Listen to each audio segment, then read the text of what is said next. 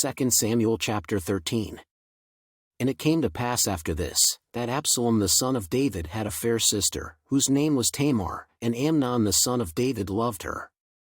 And Amnon was so vexed, that he fell sick for his sister Tamar, for she was a virgin, and Amnon thought it hard for him to do anything to her.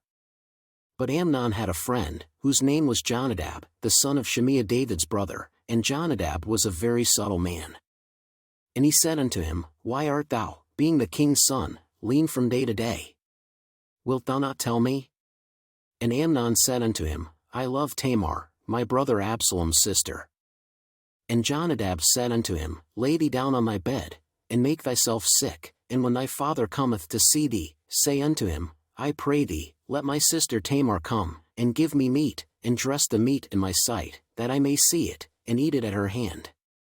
So Amnon lay down, and made himself sick, and when the king was come to see him, Amnon said unto the king, I pray thee, let Tamar my sister come, and make me a couple of cakes in my sight, that I may eat at her hand. Then David sent home to Tamar, saying, Go now to thy brother Amnon's house, and dress him meat. So Tamar went to her brother Amnon's house, and he was laid down. And she took flour, and kneaded it, and made cakes in his sight, and did bake the cakes. And she took a pan, and poured them out before him, but he refused to eat. And Amnon said, Have out all men from me. And they went out every man from him. And Amnon said unto Tamar, Bring the meat into the chamber, that I may eat of thine hand. And Tamar took the cakes which she had made, and brought them into the chamber to Amnon her brother. And when she had brought them unto him to eat, he took hold of her, and said unto her, Come lie with me, my sister.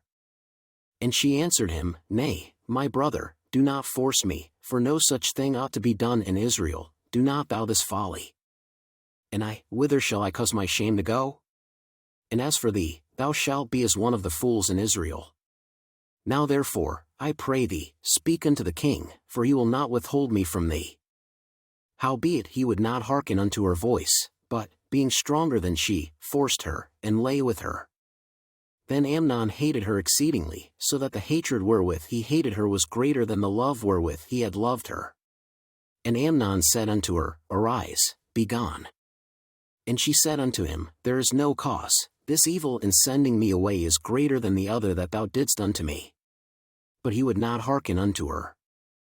Then he called his servant that ministered unto him, and said, Put now this woman out from me, and bolt the door after her. And she had a garment of divers colors upon her, for with such robes were the king's daughters that were virgins apparelled.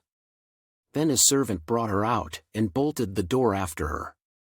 And Tamar put ashes on her head, and rent her garment of divers colors that was on her, and laid her hand on her head, and went on crying.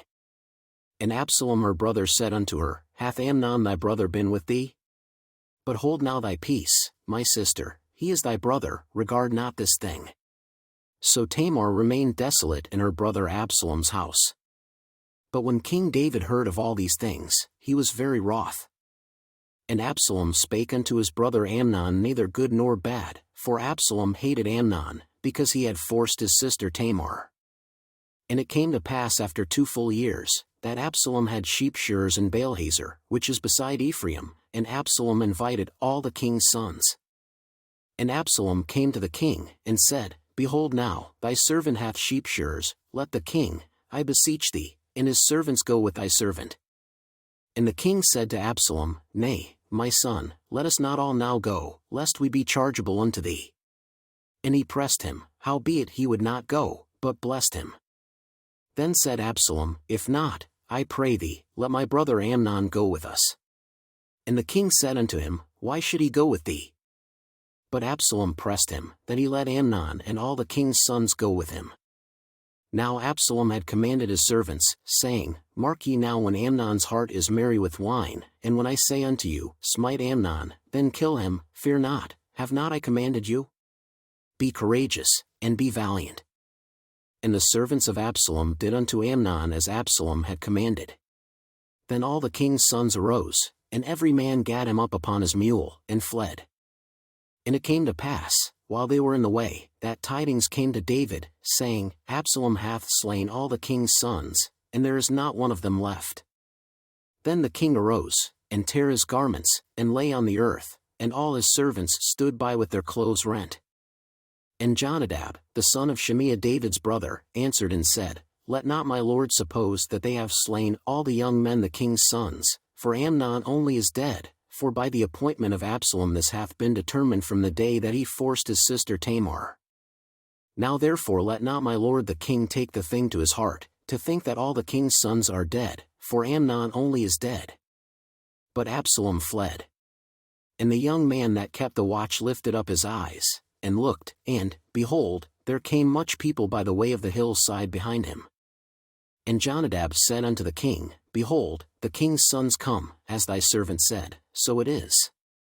And it came to pass, as soon as he had made an end of speaking, that, behold, the king's sons came, and lifted up their voice and wept, and the king also and all his servants wept very sore. But Absalom fled, and went to Talmai, the son of Ammihud, king of Geshur. And David mourned for his son every day. So Absalom fled, and went to Geshur, and was there 3 years. And the soul of King David longed to go forth unto Absalom, for he was comforted concerning Amnon, seeing he was dead.